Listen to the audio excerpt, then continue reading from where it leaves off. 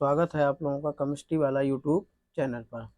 आज हम लोग यहाँ पर 10th क्लास कक्षा 10 साइंस में फिजिक्स वाला पोर्शन आप लोगों को समझाने वाले हैं। फिजिक्स वाले पोर्शन का चैप्टर 1 शुरू करने वाले हैं। चैप्टर 1 से सारी चीज़ें शुरू होने वाली हैं। तो चलिए पहले इसके पेपर के बारे में हम लोग समझ लेते हैं कि इसका पेपर कैसे आता है, कितने नंबर का आता है।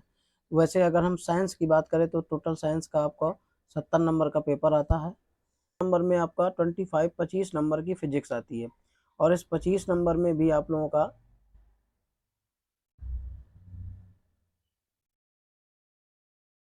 7 नंबर आपके बहुविकल्पी आते हैं, एमसीक्यूज जिसको हम लोग कहेंगे।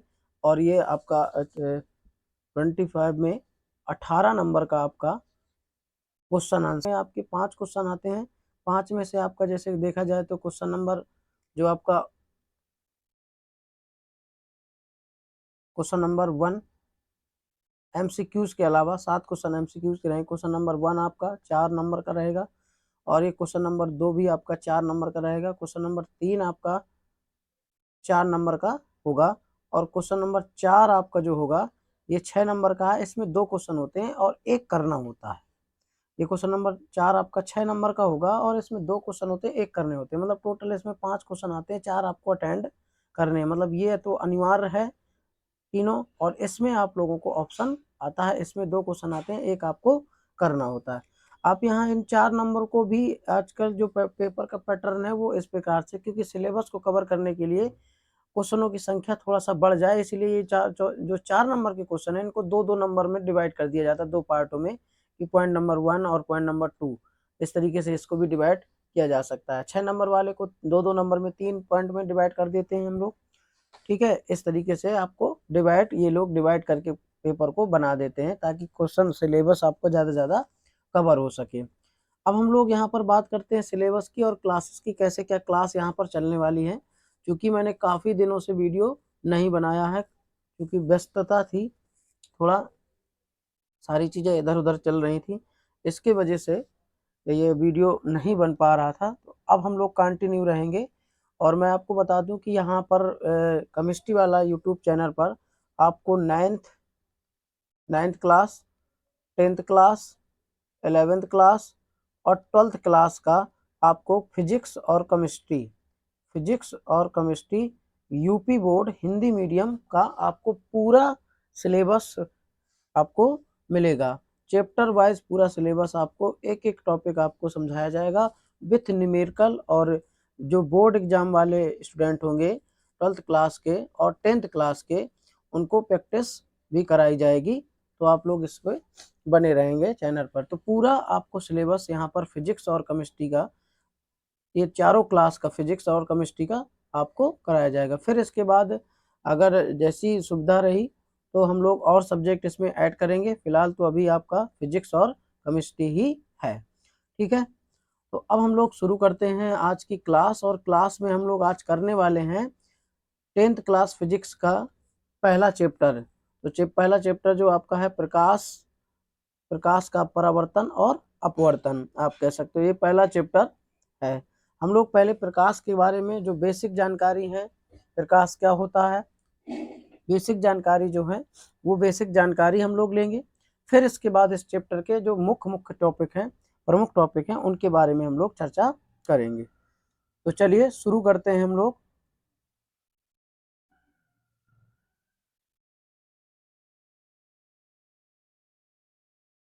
प्रकाश, लाइट, प्रकाश क्या है?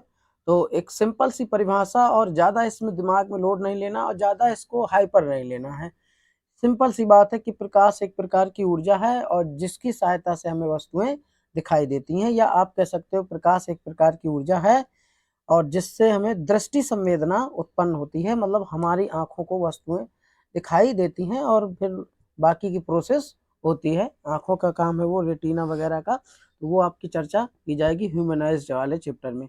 तो होता क्या है, होता यह है कि जब प्रकाश किसी वस्तु पर आपतित होता है, आपतित का मतलब आता है, तो वह परिवर्तित हो जाता है। मतलब टकरा कर उससे क्या होता है, परिवर्तित होता है। परिवर्तित होकर हमारी आंखों पर आता है, फलस्वरूप हमें वस्तुएं दिखाई देती हैं। ये सिंपल सी बात थी जो आपको प्रकाश के बारे में जरूर जान लेनी है कि अगर कोई भी आपसे क्वेश्चन करता है कि प्रकाश क्या है, तो प्रकाश एक प्रकार की ऊर्जा है जिसे हमें दृष्टि संवेदना उत्पन्न होती है। ये आपको सिंपल वे पे याद रखना है। इसके बाद अगर हम लोग स्रोत की बात करें कि प्रकाश स्रोत कैसे क्या है, तो प्रकाश हमें विभिन्न प्रकार के स्रोतों से मिलता है। देखिए, प्रकाश को उत्पन्न करने के स्रोत हैं वो प्राकृतिक भी हैं और कृत्रिम भी हैं। कृत्रिम मतलब आपका आर्टिफिशियल, जो मानव निर्मित होते हैं, जो मनुष्य द्वारा, हम लोगों द्वारा बनाए जाते हैं, जैसे कि मोमबत्ती, विद्युत बल्ब, ये मानव निर्मित है। और प्राकृतिक स्रोत है सूर्य। अब सूर्य तो आप बनाने नहीं, किस प्रकार का स्रोत है, प्राकृतिक स्रोत है। अब बात करते हैं, ये स्रोतों के आधार पर दो वर्गों में बांटा गया है। पहला आपका है यहाँ पर, पहला नंबर है दीप्त प्रकाश स्रोत, ठीक है, ल्यूमिनस सोर्सेस हैं। वह प्रकाश जो स्रोत वह प्रकाश स्रोत जो स्वयं प्रकाश उत्पन्न करता है। जो खुद प्रकाश उत्पन्न करते हैं वो आपके क्या कहलाते हैं, दीप्त प्रकाश स्रोत कहलाते हैं, जैसे सूर्य, तारे, विद्युत बल्ब आदि। तो ये सिंपल सी बात है, इन सब बातों को आपको याद रखना है। ये जानकारी है आपके इस चैप्टर का बेस है, जो आपको चैप्टर याद करने में, समझने में मदद करेगा। तो इसलिए ये छोटी छोटी जानकारी आपको जरूर पहले पढ़ लेनी है। और अब आई होप कि आप लोग पढ़ भी चुके होंगे, कई लोग जो वीडियो देख रहे हैं वो पढ़ भी चुके होंगे, लेकिन एक बार आप लोगों को जरूर ये एक बार फिर से आपको रिवाइज कर लेना है दिमाग में। और आसान है, कोई दिक्कत नहीं हो। अदीप्त प्रकाश स्रोत जो स्वयं उत्पन्न नहीं करते हैं। देखिए, अगर एक आपको ये याद है कि जो स्वयं प्रकाश उत्पन्न करते हैं वो दीप्त होते हैं, अदीप्त क्या होते हैं, जो स्वयं प्रकाश उत्पन्न नहीं करते हैं, दूसरे पर डिपेंड करते हैं। मतलब दिखने के लिए क्या होते हैं, चमकने के लिए, वो दूसरे प्रकाश पर, दूसरे स्रोत के प्रकाश पर उत्पन्न या निर्भर करते हैं, ये आप कह सकते हो। जैसे चंद्रमा है, सूर्य के प्रकाश पर निर्भर करता है। अगर हम लोग अब आगे के टॉपिक की बात करें, अब टॉपिक है आपका प्रकाश के गुण। ये आप लोग ध्यान देंगे, प्रकाश के प्रॉपर्टीज ऑफ लाइट, प्रकाश के गुण। तो ये आपको गुण थोड़ा बहुत जानकारी आपको ले लेनी है प्रकाश के बारे में। जैसा कि मैं आपको बता रहा हूँ कि अभी आपको बेसिक जानकारी दी जा रही है, फिर जो मेन टॉपिक है चैप्टर के, उसमें चैप्टर वाइज आपका चलेगा ये सारी चीजें। तो प्रकाश के प्रमुख गुण निम्नलिखित हैं। तो देखिए, पहला गुण तो प्रकाश का यही है कि प्रकाश स्वयं अदृश्य होता है, परंतु उसकी सहायता से या उसकी उपस्थिति में हमें वस्तुएं दिखाई देती हैं। ये आपको, अच्छा, अदृश्य का मतलब क्या, किसी को प्रकाश मिला है, वो पड़ोस में रहने वाला प्रकाश नहीं है आपके, कि जो पड़ोस में रहता है वो नहीं। तो प्रकाश अदृश्य है और उसकी सहायता से हमें वस्तुएं दिखाई देती हैं। दूसरी जो गुण है उसका, प्रकाश हमेशा सीधी रेखा में चलता है, मतलब कि एक सरल रेखा में गमन करता है। और इस बात को हम लोग इससे जान सकते हैं कि अगर हम प्रकाश यहाँ से टॉर्च अगर मारे, प्रकाश ट्रेवल करे और उसके मार्ग पर कोई अपारदर्शी वस्तु रख दें, अपारदर्शी का मतलब ये कि जिसके आर पार प्रकाश ना गुजर सके, तो हम लोग देखेंगे कि सामने ये दीवार है, पर्दा है, उस पर इसकी छाया बन जाएगी, जो हमने वस्तु रखी है इस तरीके से उसका प्रतिबिंब बन जाएगा, जिससे क्या है ना, प्रकाश सीधी रेखा में चलता है। अब ऐसा तो नहीं कि प्रकाश इस वस्तु से टकराएगा, ऐसे घूम के आके फिर से ऐसे प्रकाश देने लगेगा, ऐसा नहीं होगा, ठीक है। इतना वो प्रकाश इतनी स्पेस से ले लेगा, यहीं तक रुक जाएगा, यहीं पर आके ये रुक जाएगा। तो इसलिए प्रकाश क्या है, सरल रेखा में चलता है, सरल रेखा में गमन करता है सदैव, ये आपको बात याद रखनी है, प्रकाश सीधी रेखा में चलता है। तीसरा पॉइंट है कि प्रकाश के संचरण हेतु, देखिए ये पॉइंट आपको याद रखने हैं, ये प्रकाश के बारे में है। अगर ये जानकारी होगी तो आपको चैप्टर पढ़ने में सहायता मिलेगी, ये आपको ध्यान रखना है। प्रकाश के संचरण हेतु किसी माध्यम की आवश्यकता नहीं होती है, प्रकाश निर्वात में भी गमन कर सकता है। तो प्रकाश को संचरण करने के लिए कोई भी माध्यम की आवश्यकता नहीं होती। प्रकाश अगर आपका वायुमंडल नहीं भी है, वायु नहीं है, कोई भी निर्वात है, तो वहाँ भी प्रकाश क्या होगा, ट्रेवल करेगा, वो भी चलेगा, ठीक है। ये बात आपको ध्यान रखना, प्रकाश क्या है, निर्वात में भी चल सकता है। प्रकाश विद्युत चुम्बकीय तरंगों के रूप में चलता है, ये भी आपको ध्यान रखना है। प्रकाश क्या करता है, विद्युत चुम्बकीय तरंगों के रूप में चलता है। पांचवा नंबर है, प्रकाश पारदर्शी माध्यम जैसे कांच, वायु आदि से होकर गुजर जाता है।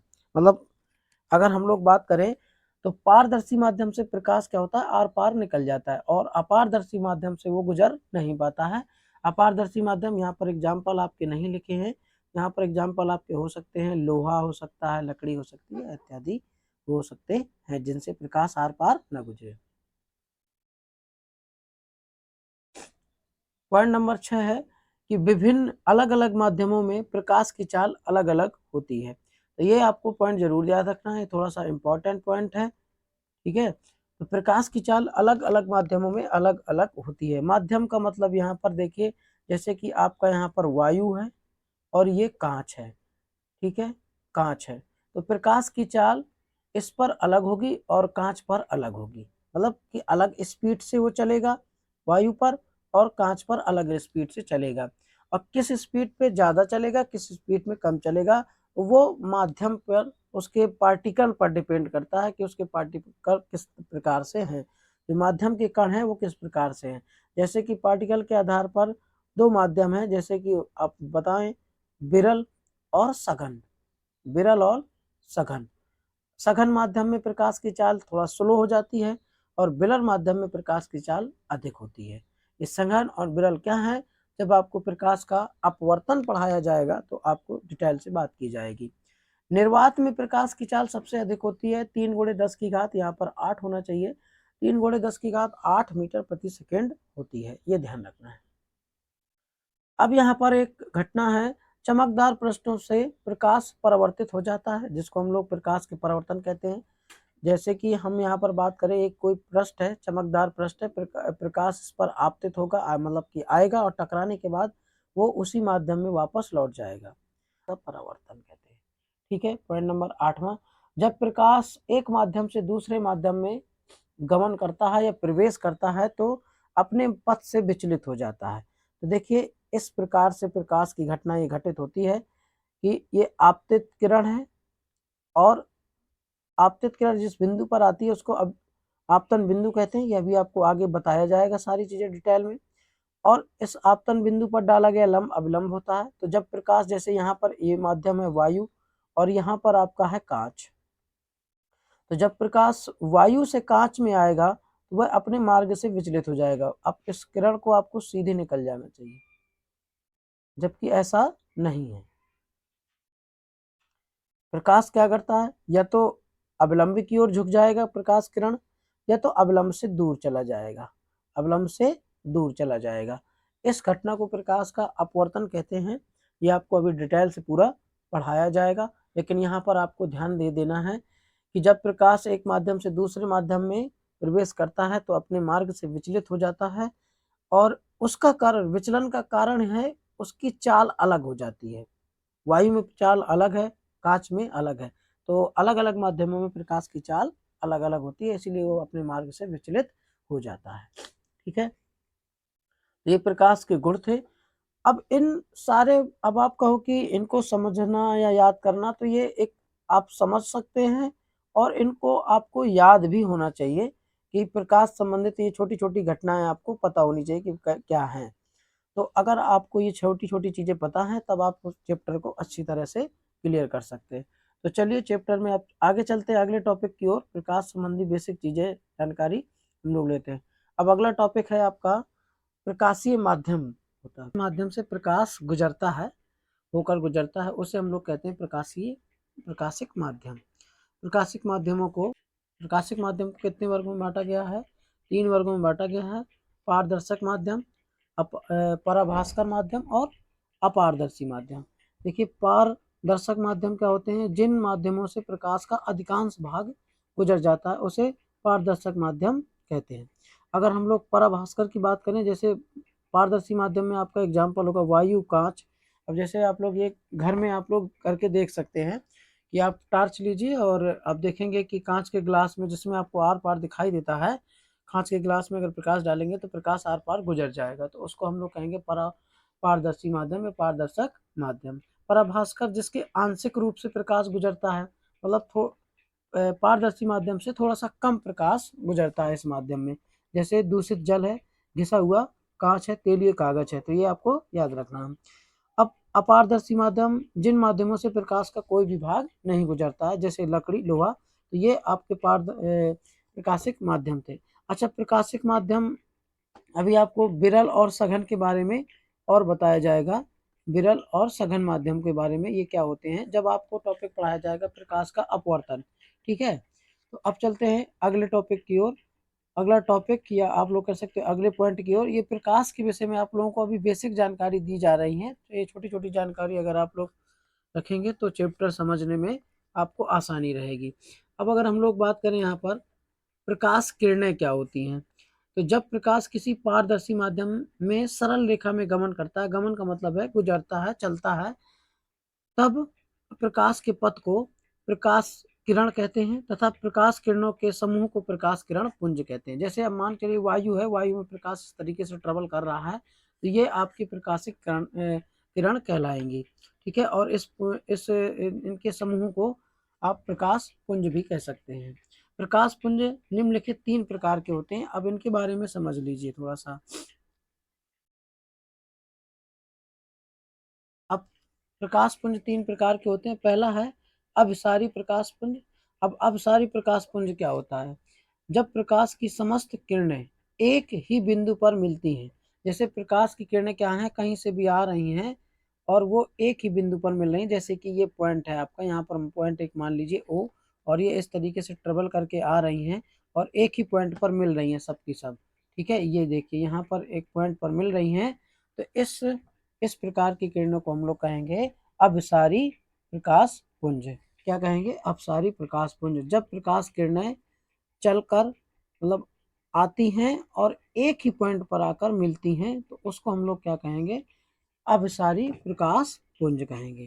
ठीक है, ये बात आपको समझ में आ गई होगी। जैसे कि यहाँ पर एक पॉइंट मान लीजिए ओ, और ये सारी प्रकाश की किरणें आकर एक पॉइंट ओ पर मिल रही हैं, तो ये आपकी किस प्रकार की है, अभिसारी प्रकाश अभिसारी प्रकाश पुंज है। अब अगले नंबर की बात करते हैं।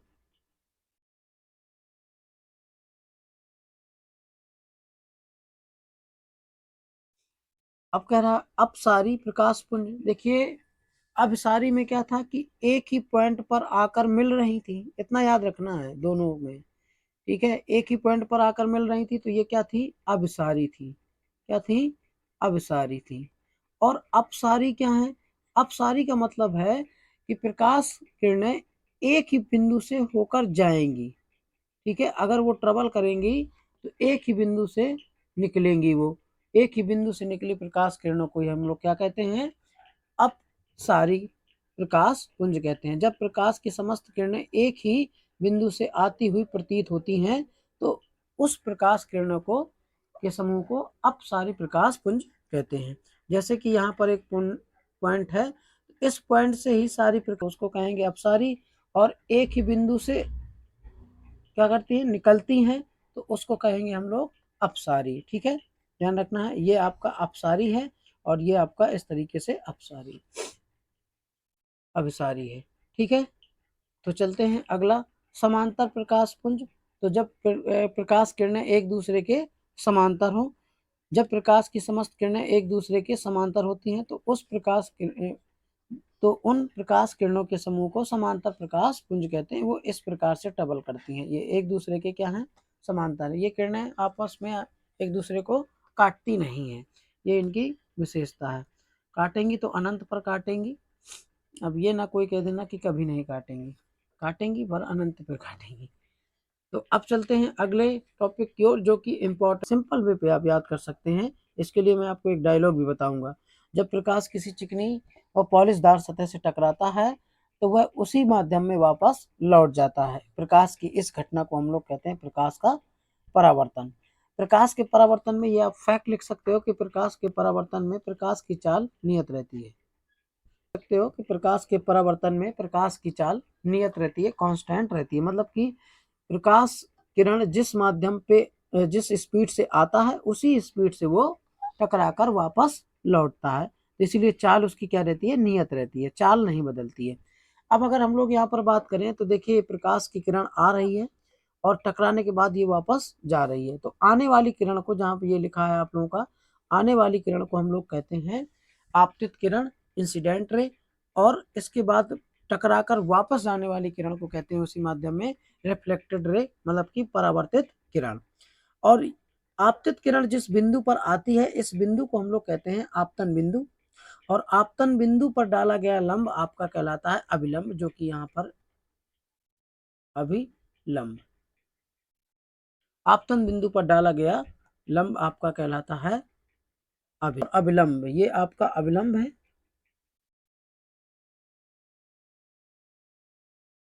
अभिलंब कहाँ पर होता है? आपतित किरण मतलब कि इंसिडेंट रे जिस बिंदु पर आती है उस बिंदु पर डाला गया लंब आपका अभिलंब कहलाता है। अगर आपकी इंसिडेंट रे इस पॉइंट पर आएगी, इस पॉइंट पर डाला गया लंब अभिलंब कहलाएगा, इस पॉइंट पर आएगी, इस पॉइंट पर डाला गया लंब आपका अभिलंब कहलाएगा, जिसको हम लोग कहते हैं नॉर्मल। ठीक है। अब अभिलंब और आपतन जो आपतित किरण है उसके बीच में जो कोण बनता है ये कहलाता है आई, जिसको हम लोग कहते हैं आपतन कोण कहते हैं। जिसको क्या कहते हैं हम लोग? आपतन कोण कहते हैं। यहाँ पर आप लिख सकते हैं इसको आपतन कोण। ये हमारा क्या कहलाता है? आपतन कोण कहलाता है।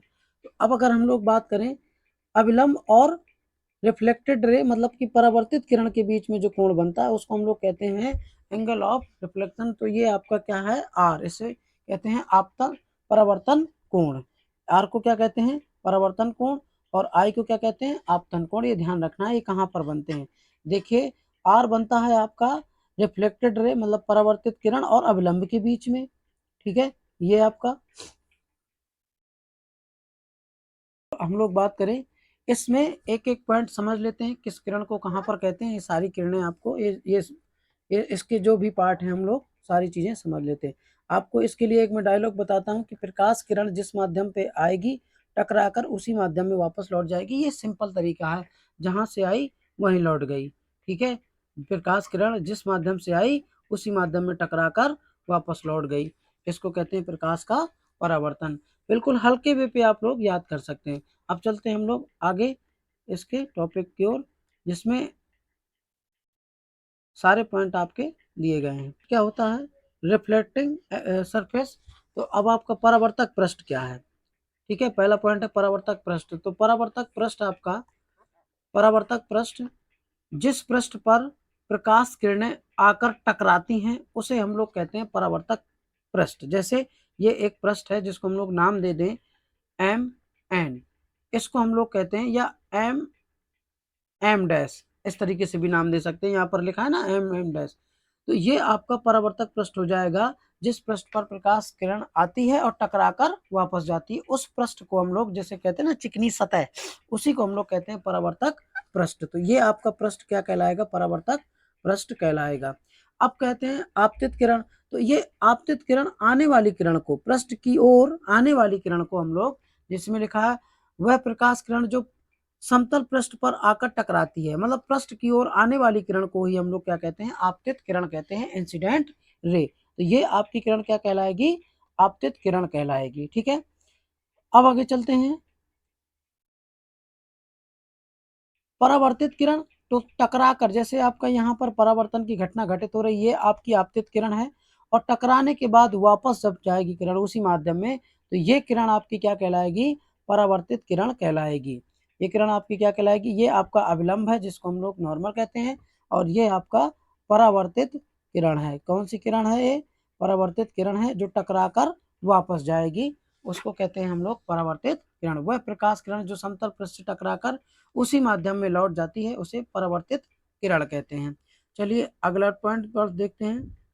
अब कह रहा है आपतन बिंदु। आपतन बिंदु क्या है? तो जैसे मैंने आपको बताया कि आपतित किरण है ये, तो आपतित किरण जिस बिंदु पर आएगी, ये समतल पृष्ठ है आपका, तो अगर आपतित किरण इस बिंदु पर आएगी या इस बिंदु पर आएगी या इस बिंदु पर आएगी, इस बिंदु पर आएगी, जैसे आपका क्या है, ये आपका समतल पृष्ठ है। ठीक है। ये आपका क्या है? समतल पृष्ठ है। और समतल पृष्ठ के हम कुछ बिंदु मान लेते हैं, जैसे एक पॉइंट माना यहाँ पर ए, ये माना बी, ये माना सी। अब इन तीनों बिंदुओं में से अगर कोई किसी भी बिंदु पर आपका आपतित किरण आएगी, जैसे कि आपतित किरण बिंदु ए पर आ गई, या बिंदु बी पर आ गई, या बिंदु सी पर आ गई। ठीक है। आपतित किरण इन तीनों बिंदुओं में से जिस भी बिंदु पर आएगी, या आप कह सकते हो कि पृष्ठ के किसी भी बिंदु पर आएगी, तो उस बिंदु पर, जिस बिंदु पर आपतित किरण आती है, उस बिंदु को कहते हैं आपतन बिंदु। जैसे ये आपका आपतित किरण है, आपतित किरण बिंदु ए पर आई तो आपतन बिंदु आपका ए हो जाएगा, अगर बी पर आएगी तो आपतन बिंदु आपका बी हो जाएगा, अगर सी पर आएगी तो आपतन बिंदु आपका सी हो जाएगा। तो ये ध्यान रखना है। चलते हैं अगले पॉइंट की ओर। अविलंब। अब अविलंब क्या होता है? आपतन बिंदु से पृष्ठ के लंब पृष्ठ आपतन बिंदु पर डाला गया लंब, आप ऐसा भी कह सकते हो कि आपतन बिंदु, जैसे कि मैंने आपको बताया कि ये आपतन बिंदु है। आपतन बिंदु किसको कहेंगे? जहां पर आपका इंसिडेंट रे मतलब आपतित किरण आकर टकराएगी, उस बिंदु को हम लोग कहेंगे आपतन बिंदु।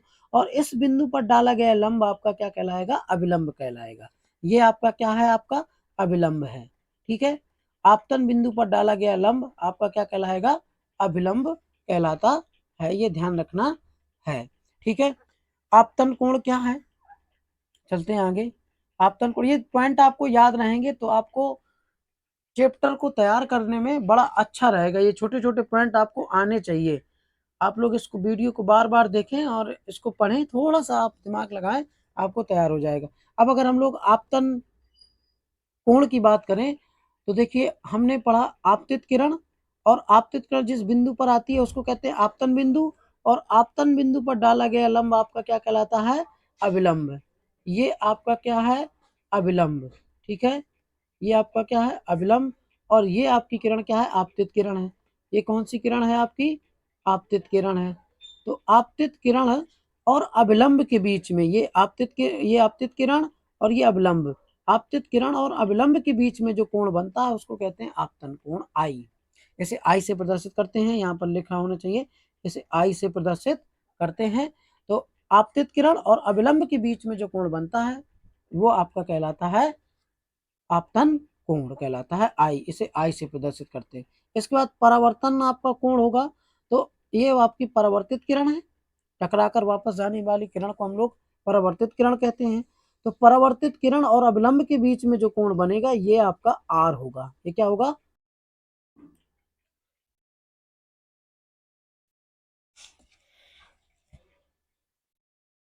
तो अगला टॉपिक है आपका परावर्तन के प्रकार। तो अब हम लोग समझेंगे परावर्तन के प्रकार। अभी तक हम लोगों ने समझा था प्रकाश का परावर्तन। प्रकाश का परावर्तन आप सबको याद है, चित्र से आपको सबको याद रखना है कि जब प्रकाश किसी चिकने सतह पर टकराता है तो उसी माध्यम में वापस लौट जाता है। ठीक है, डायलॉग याद रखना, जहां से आई वहीं चली गई, मतलब प्रकाश किरण जिस माध्यम से आएगी टकराकर उसी माध्यम में वापस लौट जाएगी। तो अब अगर हम लोग बात करें परावर्तक प्रश्नों की प्रकृति के अनुसार, परिवर्तन को निम्न दो भागों में विभाजित किया गया है। एक आपका है नियमित और दूसरा है आपका अनियमित, मतलब कि विसरित है, उसको भी विसरित भी कह सकते हैं। तो अब देखिए, अगर हम लोग नियमित परावर्तन की बात करें तो जब हमारा प्रकाश किरणें जब किसी चिकनी सतह पर टकराती हैं तो सभी प्रकाश किरणें परावर्तन के पश्चात एक दूसरे के समांतर हो जाती हैं। जैसे ये कि आपका प्रकाश की परावर्तन किरणें आपके एक दूसरे के समांतर हो जा रही हैं परावर्तन के पश्चात। ये देखिए, एक किसी भी चिकनी सतह पर टकराती हैं, समतल चिकनी सतह पर टकराती हैं। ठीक है, ये भी ध्यान रखना, समतल चिकनी सतह पर अगर प्रकाश का परावर्तन होता है तो परावर्तन के पश्चात प्रकाश किरणें एक दूसरे के समांतर हो जाती हैं। इस प्रकार के परावर्तन को नियमित परावर्तन कहते हैं। ये आपका नियमित परावर्तन है, आप इसको देख सकते हैं चित्र में। इसमें एक फैक्ट है कि सभी परावर्तित जो किरणें होती हैं उनका डायरेक्शन सेम होता है, उनका दिशा क्या होती है? सेम होती है। ठीक है, एक ही दिशा में होता है उनका डायरेक्शन। अब अगर हम लोग दूसरे की बात करें तो अनियमित या विसरित परिवर्तन। अनियमित और विसरित परिवर्तन मतलब कि इनरेगुलर और ये रेगुलर आपका। तो अगर हम लोग बात करें जब प्रकाश का परावर्तन किसी खुरदरे तल पर होता है, किसी खुरदरे तल पर होता है, जैसे कि ये एक तल है जो थोड़ा सा खुरदरा है, तो इस खुरदरे तल पर अगर प्रकाश किरण हो का परिवर्तन होगा तो सभी प्रकाश किरणें वो अनियमित दिशा में फैल जाएंगी, उनका कोई निश्चित डायरेक्शन होगा। जैसे यहाँ पर ऊपर है तो प्रकाश किरणें इधर आ गई, अब यहाँ पर नीचे है तो टकरा कर क्या पता इधर चली जाए, है ना, क्या इधर है आपका टकरा कर फिर इधर आ जाए। तो एक अनियमित दिशा में परिवर्तन होता है प्रकाश किरणों का। उनकी दिशा क्या होती है परावर्तन के बाद? वो अनियमित दिशाओं में, सभी भिन्न भिन्न दिशाओं में फैल जाती हैं। तो इस प्रकार के परावर्तन को हम लोग कहते हैं अनियमित या विसरित परावर्तन कहते हैं। जब प्रकाश का परावर्तन किसी खुरदरे पृष्ठ से होता है तो प्रकाश किरणें परावर्तन के पश्चात विभिन्न दिशाओं में फैल जाती हैं। इस प्रकार के परावर्तन को नियमित या विसरित परावर्तन कहते हैं। अब देखिए विसरित परावर्तन के जो दैनिक जीवन पर हमारे उपयोग है, तो अगर हम लोग बात करें इम्पोर्टेंट है, तो ये प्रकाश का विसरण के कारण है। जैसे आपसे कहा जाए कि घरों की खिड़कियों में खुरदरा कांच लगाया जाता है, क्यों? तो आपको कह सकते हैं जो प्रकाश है, प्रकाश की किरणें जो सूर्य के प्रकाश की किरणें पड़ेंगी, उनका विसरित मतलब कि अनियमित परावर्तन हो सके और हमारे जो आंखों में चकाचौंध है उससे हम लोग बच सकें। तो ये ध्यान रखना है आप लोगों को। ठीक है, अब चलते हैं अगले टॉपिक की ओर।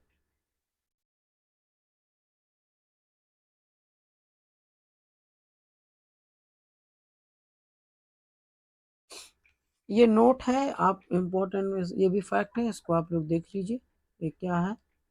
लोग इसकी बात करते हैं, किसी पृष्ठ से परावर्तित प्रकाश की मात्रा उस पृष्ठ की प्रकृति मतलब चिकना या खुरदरापन पर निर्भर करती है। चिकने परावर्तक पृष्ठ से खुरदरे परावर्तक पृष्ठ की अपेक्षा अधिक मात्रा में प्रकाश परावर्तन होता है। मतलब चिकने पृष्ठ में अधिक मात्रा में मतलब ज्यादातर प्रकाश का परावर्तन हो जाता है। जो पृष्ठ होते हैं उनसे परावर्तन प्रकाश का परावर्तन अधिक मात्रा में होता है, खुरदरों से कम होता है, ये ध्यान रखना है।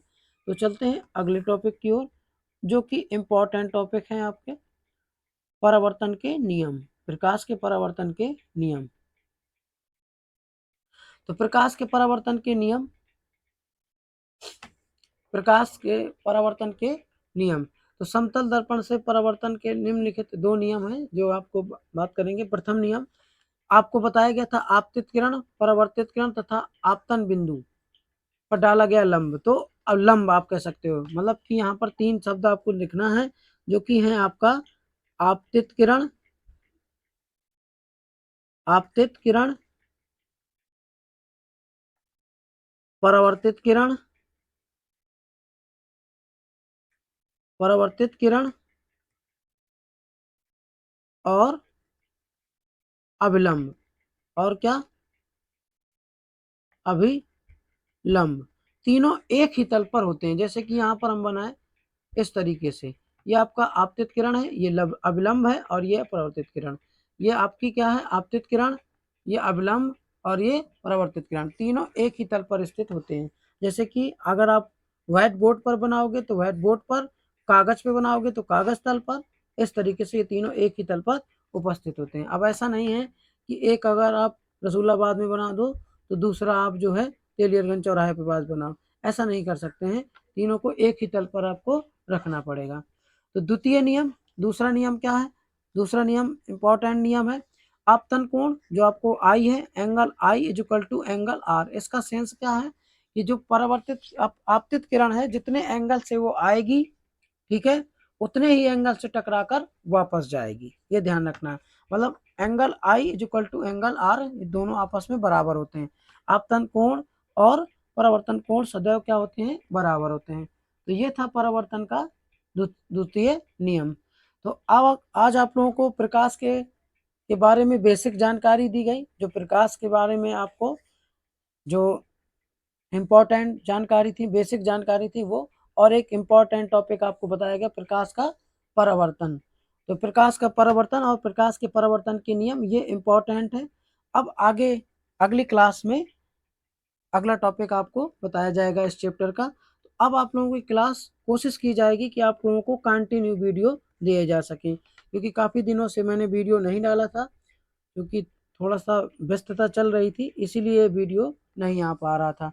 तो अब आप लोगों को कोशिश की जाएगी कि 10th का कक्षा